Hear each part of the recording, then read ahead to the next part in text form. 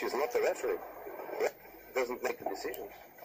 The main decisions of football now are made by the man in the office. That's not how I think. That's the reality. Of course.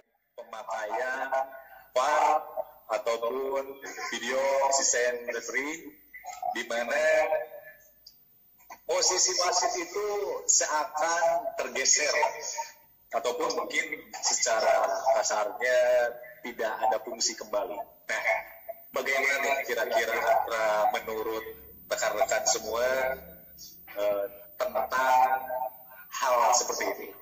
Mungkin bisa dimulai dengan Bang Susilo dari Jawa Timur. Gimana, Bang? Oke, siap.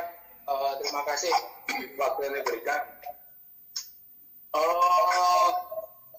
Selama ini saya bertugas selaku Matchcom, sering berkomunikasi dengan teman wasit, khususnya yang di Jawa Timur ya, dengan adanya VAR. Sebenarnya ini juga dilema. Dalam artian dilema itu di sisi lain ketika pertandingan itu landai-landai saja, mereka tidak membutuhkan VAR. Tapi ketika pertandingan ini krusial, ini mereka membutuhkan yang namanya VAR ini. Nah, ini kadang dari teman-teman yang di Jawa Timur memang sebenarnya kalau kita pikir ini bukan mengurangi peran dari wasit. Kita sebenarnya membantu dari teman-teman wasit. Contoh kemarin saya memimpin pertandingan Persema. Di situ terjadi kerusuhan supporter masuk ke lapangan. Di situ akhirnya wasit tidak ada VAR. Di situ mengambil keputusan yang salah. Endingnya apa? Wasit ini kena hukuman.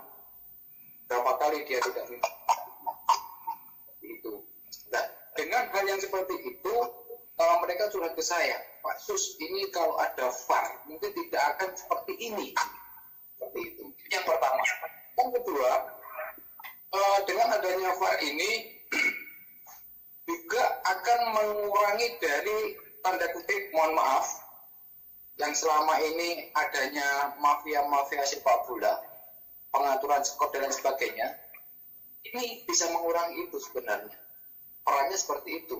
Cuman kalau menurut saya ini ada satu hal yang prinsip, yaitu adanya regulasi yang jelas. Kenapa? VAR ini kan sebenarnya hanya ada 4 fungsi.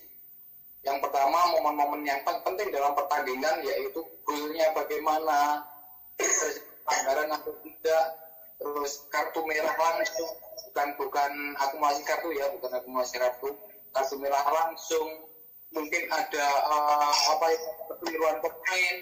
Ada 4 saat ini yang tujuan utama untuk VAR-nya di sana. Nah, saya melihatnya di sini memang betul agak sedikit tergesernya. Kenapa? Karena di sini orang asisten wasit yang bertugas di dalam VAR itu bisa intervensi ke wasit dengan alat komunikasinya. Ini yang menurut saya kurang pas. Namun kalau ini murni dari wasit tengah yang memimpin untuk meminta, katakanlah dia kurang jelas dalam penglihatan dia, mungkin AW1, AW2 ada 10 menit kejadian di kotak 16, terus dia kurang jelas, mungkin dia langsung bisa minta melihat di VAR. Jadi mutlak tetap keinginan dari wasit tengah, bukan atas keinginan dari asisten wasit yang bertugas di dalam memantau VAR ini. Jadi kalau semacam ini, maka peran wasit ini tidak tergeser, namun akan membantu karena wasit tetap mutlak di sana untuk mengambil keputusan.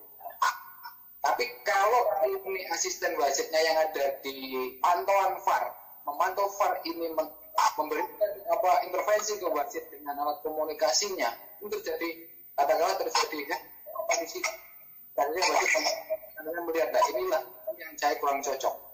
Maka di sini perlu adanya regulasi yang jelas. Yang saya melihat memang di Indonesia ini belum ada ya. walaupun pernah diuji bahkan itu kalau tidak salah Persija lawan PSTNI itu pernah pakai VAR, namun juga banyak terjadi kesalahan di sana. Maka di sini regulasi ini harus benar-benar jelas. Siapa yang harus meminta VAR dan apa itu yang melihat itu siapa saja di dalam VAR itu, apakah melibatkan KPNT itu hanya apa itu wasit saja, mungkin itu yang sebetulnya. Komplain-komplain itu biasanya rata-rata nih, ini ya yang sekarang sedang ramai viral di media, dari pelatih atau tim-tim yang kalah. Yang diuntungkan tim yang leading itu nggak bersuara. Nah gimana coba tanggapannya nih untuk rekan-rekan nih, terutama kayak Bang Ir, Mas Susilo yang ada di lapangan nih yang melihat. Nah, silakan tanggapan dari Bang Susilo ataupun Bang Ir, gimana tanggapan ini? Menurut saya itu ada beberapa sisi sudut pandang yang bisa kita lihat seperti yang disampaikan Pak Alan. Mungkin dari sisi penonton, dari sisi official, dari sisi perangkat pertandingan. Nah ini yang berbeda-beda, seperti yang disampaikan Pak Alan tadi. Katakanlah dari tim yang protes itu selalu tim yang merasa dirugikan. Ini selalu, walaupun kita tidak pakai VAR pun juga terjadi seperti itu. Pasti itu. Nah, dengan adanya VAR ini sebenarnya ini juga mengedukasi ke semua pemain official maupun kepada penonton. Tapi ingat, saya paling sepakat itu penggunaan VAR ini hanya wasit yang bisa meminta VAR, bukan asisten wasitnya itu. Dalam artian ada asisten wasit yang memantau VAR. Jadi murni keinginan wasit. Ketika wasit merasa pandangnya dia ketika terjadi kesalahan insiden dia tidak bisa melihat, ragu dan lain sebagainya, ini tetap wasit. Jadi di sini tidak mengurangi peranan wasit. Jadi akan membantu wasit. Jadi itu. Terus yang kedua, pasti ini yang namanya pro kontra pasti. Cuma ini sekali lagi di sini sebenarnya juga dituntut wasit itu kalau dia memang tidak mau menggunakan VAR, dia harus memang belajar untuk melihat di dalam situasi pertandingan dan mengambil keputusan yang tepat dan tidak ragu. Ini akan mengurangi penggunaan VAR.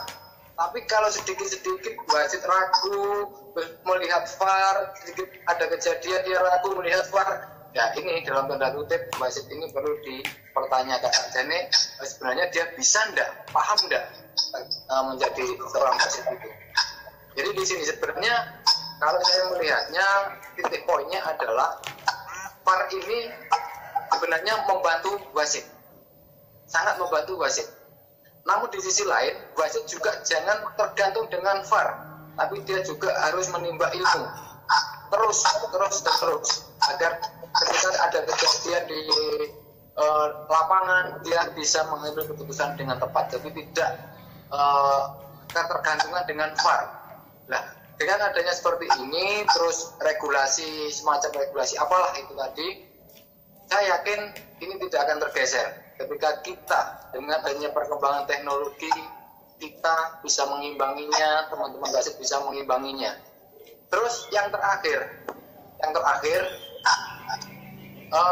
apa yang disampaikan Pak Alan tadi, saya juga ada keterkaitan dengan yang namanya mafia ya. Mafia ini luar biasa sekali, banyak celah yang dilihat. Nah, dengan adanya VAR ini minimal bisa meminimalisir itu dari peran perangkat pertandingan. Kalau ada seperti VAR, perangkat pertandingan ini akan sangat berhati-hati sekali. Dia tidak akan mau mengorbankan dirinya sendiri hanya untuk kepentingan sesaat. Hanya dengan sistem teknologi, mau tidak mau kita pun memang harus mengikuti. Hanya mungkin porsi-porsi tertentu yang bisa yang memang sesuai pada porsinya. Bagi para donjuan